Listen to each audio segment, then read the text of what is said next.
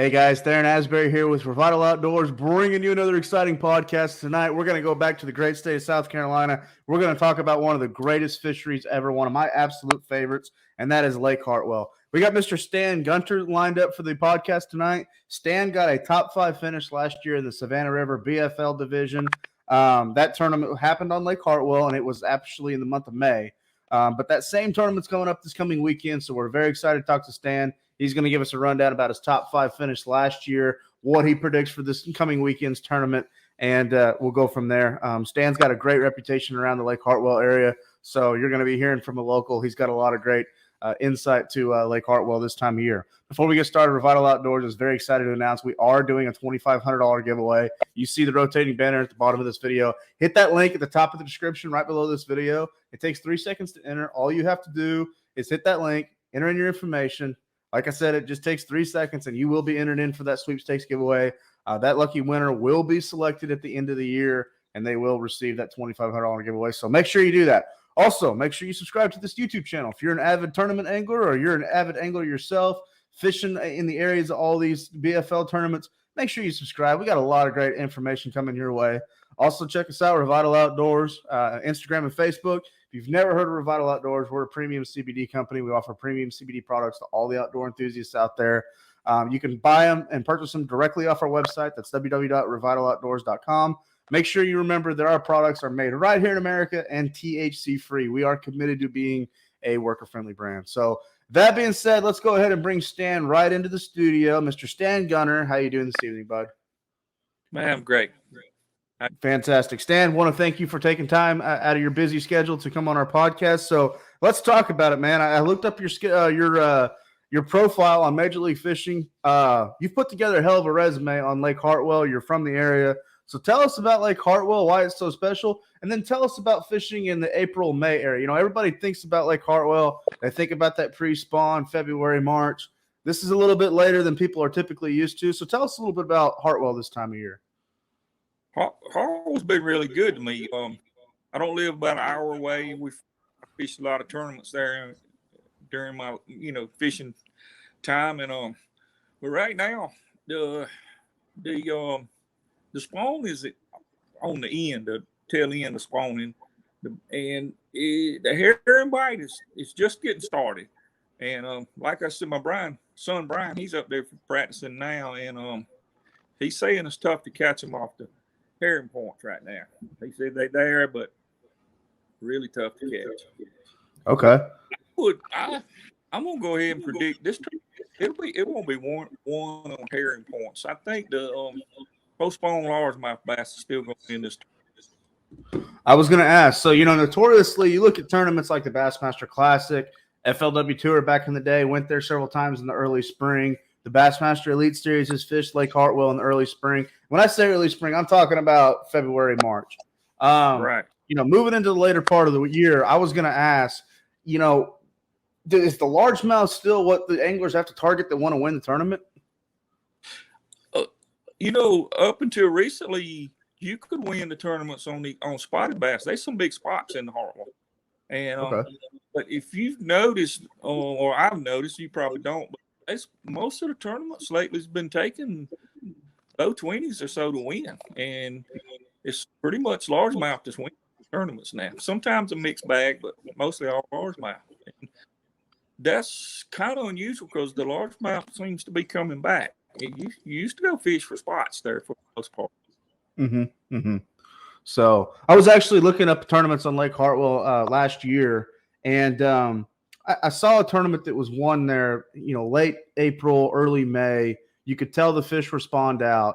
I hate to say this, and I do apologize. I don't recall the tournament series. It was like a weekend, team trail kind of a thing with a marina or a dealership that puts it on throughout the area. But anyway, long story short, 18 pounds won the tournament, and they were all spawned out spotted bass. Yeah. There's some mega spots in Hartwell. I've caught them up for 4 or 5 pounds.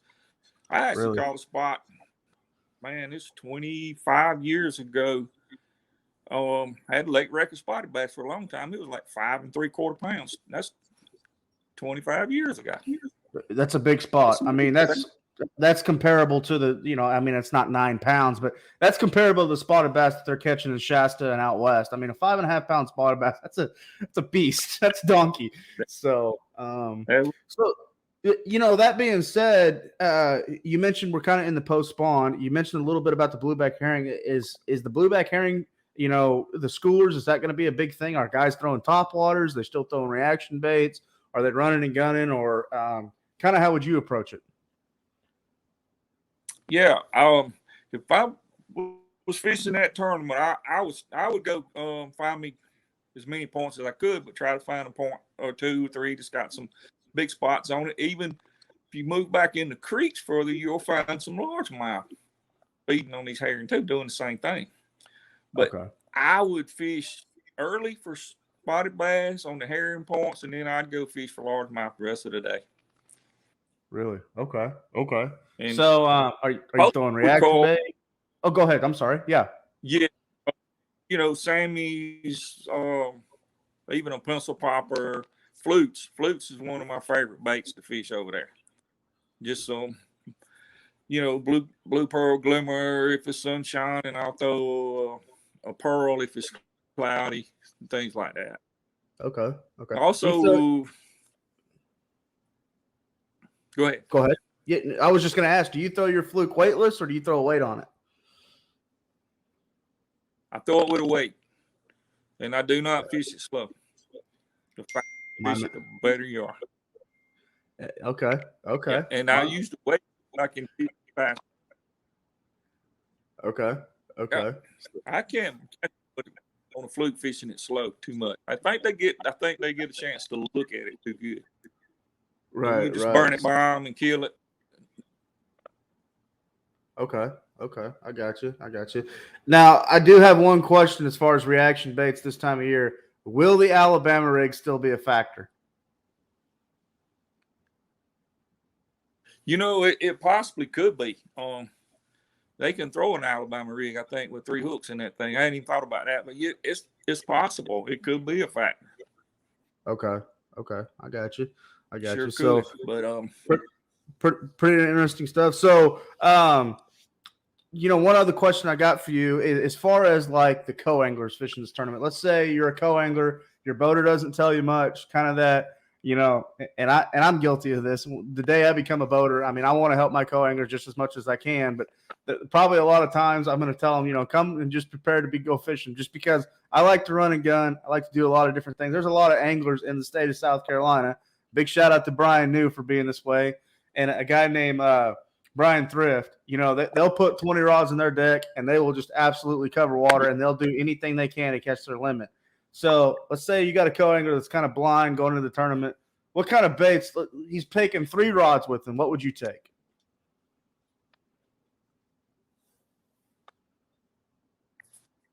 It would be a shaky head, and that would probably be his main thing to throw behind me. Even on these herring points, they will bite it. Okay. A lot of times, to be honest with you, even better than this top water, especially when these fish have been pressured a lot. But I would say shaky head. I would have a flute or some other top water bait too. Because I'm gonna run and gun points, and he's gonna get a chance to fish them with me. I'm not the guy that's going to point the boat at the point all day and not give him a chance to catch fish. Yeah. Okay. Good for you, Stan. Good for you. So that would be pretty much his bait. Yeah. Okay. Yeah. Interesting. So, well, Stan, you've given us a lot of great information for the month of April and May on Lake Hartwell. Looking at your social media, I know your kids and your whole family's involved in fishing. Avid tournament angler yourself. Anybody you'd like to give a shout out to before we let you go? Yeah, I would like to shout out to Brian and wish him good luck. I know he said he's catching some fish. He's found some largemouth, and he's found a few points that's got some herring on it and some decent sized spots, he said. So hopefully he'll have a good finish in this thing. And I think being you got a co-angler in your boat, he's gonna catch some of your fish. So I'm saying 20 pounds, 20.5 pounds to win a tournament. and then weights will drop off. Right. The fish is tough up there, right? Well, Stan, I really appreciate you coming on to our podcast. I know we're kind of losing service, but appreciate your time this evening. Again, for all the listeners out there, you've been talking to Mr. Stan Gunter, a top 5 angler from last year's BFL Savannah River tournament on Lake Hartwell. Again, that same tournament's coming up this coming weekend. Stan's son, Brian, is fishing the tournament, so we wish all the best of luck to Brian and all the anglers fishing the Savannah River this year. Before we let everybody go, make sure you subscribe to our YouTube channel if you haven't already. Also, you see the rotating banner below this video. Hit that link at the top of the description right below this video. Enter into that $2,500 sweepstakes giveaway from Revital Outdoors. Again, that lucky angler will be selected at the end of the season. From all of us at Revital Outdoors, I'm Theron Asbury. Thank you for tuning into this podcast. Be safe out there. God bless. And we'll talk to everyone very, very soon.